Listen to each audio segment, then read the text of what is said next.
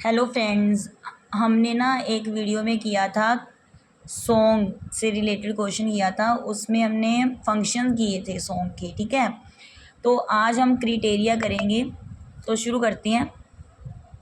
Song should have limited vocabulary, मतलब song जो होता है उसमें लिमिटेड मतलब लिमिटेड ही होनी चाहिए, वोकेबलरी ज़्यादा नहीं होनी चाहिए। Song should have in certain language, और जो गीत है या सॉन्ग है जो भी है वो क्या होना चाहिए, सर्टेन लैंग्वेज में होनी चाहिए उसकी। The song should present a limited musical challenge, तो उसमें कुछ लिमिटेड म्यूज़िकल चैलेंज वो प्रेजेंट करता हो, ऐसा सॉन्ग होना चाहिए। The rhythm should be repetitive, मतलब जो रिदम है जो लय वो रिपीट होनी चाहिए।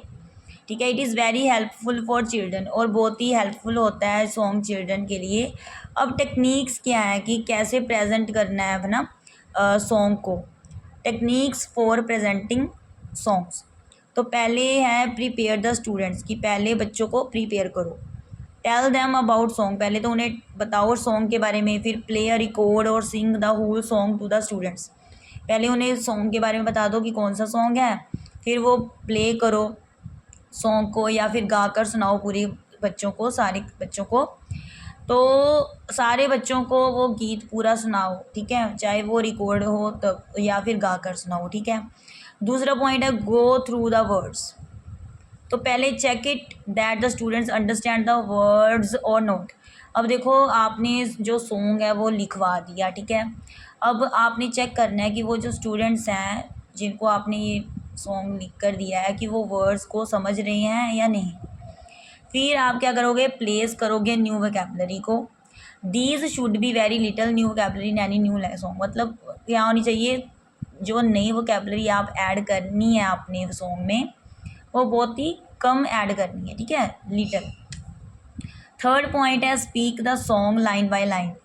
अब देखो टीचर कहते हैं should say one line at one time so that student should repeat the words, कि टीचर को क्या चाहिए कि अगर वो सॉन्ग कर रहा है ना, गा रहा है या है ना कह बता रहा है, तो उसे एक लाइन बोलनी चाहिए, फिर उसके बाद उसे स्टूडेंट्स को रिपीट करने के लिए, मतलब फिर उसके बाद स्टूडेंट्स को रिपीट करना चाहिए, ठीक है, वर्ड्स को।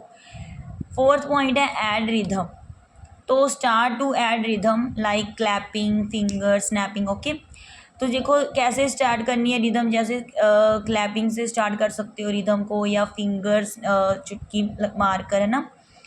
बी है कि some songs and use for games, तो कुछ सॉन्ग्स यूज़ मतलब होते हैं गेम्स के लिए। ठीक है, तो ये था criteria of song and how to prepare, मतलब हाउ टू मतलब टेक्निक्स प्रेजेंटिंग सॉन्ग्स, कि हमने जो सॉन्ग है उसे प्रेजेंट कैसे करना है बच्चों के सामने, वो क्या क्या टेक्निक्स होती हैं। प्रिपेयर करो स्टूडेंट्स को, गो थ्रू द वर्ड्स, ठीक है, प्लेस करो न्यू वोकेबलरी को, और speak the song line by line and add rhythm.